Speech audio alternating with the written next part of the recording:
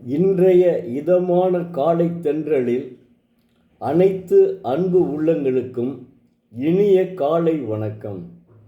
இன்று ஒரு குறள்.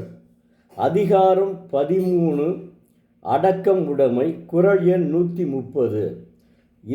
இன்றைய அதிகாரம் அடக்கம் உடைமை இன்றோடு முடிவடைகிறது. நாளை வேறு அதிகாரம் உங்களுக்கு சொல்ல இருக்கிறேன்.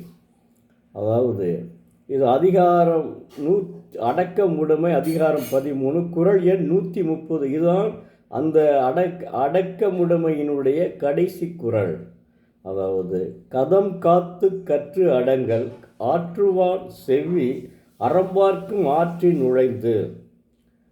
தெய்வப்புலவர் திருவள்ளுவர் கோபத்தினை அடக்கி காத்து கல்வி பெற்றவனாகி அடங்கி இருப்பதில் ஆற்றல் உள்ளவனாக இருப்பவனது காலத்தினை அறமானது அவனை அடையும் வழியிலே புகுந்து பார்த்து இருக்கும் என்கிறார். அதாவது மனம் கோபத்தினை அடக்க வேண்டும்.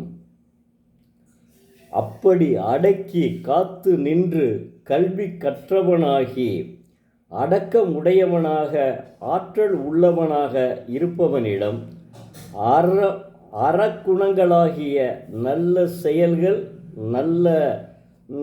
நல்ல குணங்கள், நல்ல செயல்கள் பாதுகாத்து அவனிடம் புகுந்து அவனை அறம் அவனை தவறான வழிகளில் செல்லாமல் காத்து நிற்கும் என்கிறார். அவன் கடைசி வரை பண்பு தவறாமல் நல்லவனாக வாழ்வான் என்கிறார் தெய்வப்புலவர் திருவள்ளுவர். 1.5 அடிகளில் அவர் அடித்த அடி நான் எவ்வளவு நேரம் பேசியிருக்கேன். இந்த கருத்துக்களை பூரம் அடங்கியதுதான் தெய்வப்புலவர் திருவள்ளுவரினுடைய மகத்தான சொல் அருமை, குறளின் அருமை. அதனால்தான் பஞ்சாப் மொழியில் முதற்கொண்டு இப்போ சமீப காலமாக பஞ்சாப் மொழியில் முதற்கொண்டு மொழிபெயர்க்கப்பட்டது யார் தெரியுமா? இப்போ சுகாதாரத்துறை செயலாளராக இருக்கிறார்ல ககன் சிங் பேடி அவர்களினுடைய தந்தை பஞ்சாப் மொழியில் இதனை மொழிபெயர்த்துள்ளார்.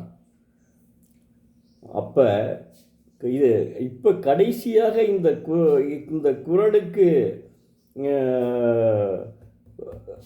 உரை எழுதியவர் நமது கவிப்பேரரசு வைரமுத்து அவர்கள். அப்போ எந்த அளவுக்கு திருக்குறள் பரவி இருக்கிறது என்பதை பார்த்தால் அதை படித்தவுடன் தான் நமக்கு தெரியும். ஆனால் 1330 குறள்களையும் படித்துவிட்டு தான் இப்படி உங்களுக்கு ஒவ்வொரு குறளாக சொல்ல ஆரம்பிச்சேன். இதை விட நீங்கள் இன்பத்துப்பால், அது காமத்துப்பால்னு அவர் எழுதியிருக்கிறாரு. அந்த காலத்தில் அப்படி இருக்குமோ என்னமோ தெரியல. ஆனால் உண்மையிலே அது காமத்துப்பால் கிடையாதுங்க, இன்பத்துப்பால் தான். என்னை பொறுத்தவரை, அவரை சொல்லலாம், என்னை பொறுத்தவரை அது இன்பத்துப்பால் தான். அதை நீங்கள் மாணவ மாணவிகள் படித்தால் அந்த இப்போது உள்ள காலத்தில் இருந்தே அந்த இன்பத்துப்பாலை நுகர முடியும், இன்பத்துப்பாலினுடைய கருத்துக்களை நுகர முடியும். திருவள்ளுவர் நுகர்ந்திருக்கிறார், நானுமே நுகர்ந்திருக்கிறேன். மலரினும் மெல்லிது காமும் அதனை செவ்வி தலைப்படுவர் ஒரு சிலரே.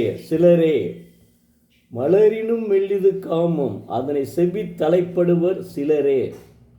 என்ன அற்புதம்! அவருடைய கருத்தை நீங்கள் ஆழமாக பார்த்தால்தான் உங்களுக்கு தெரியும். பேரறிஞர் அண்ணா இந்த அளவுக்கு அவரை புகழ்ந்து எங்கே சென்றாலும் 7 குறள்களை சொல்லுகிறார் என்றால் அதனுடைய திருக்குறளின் மகத்தான தத்துவம்தான். அதில் மறுக்க முடியாத உண்மை. நன்றி, வணக்கம். நாளை மீண்டும் ஒரு அதிகாரத்தை பார்ப்போம்.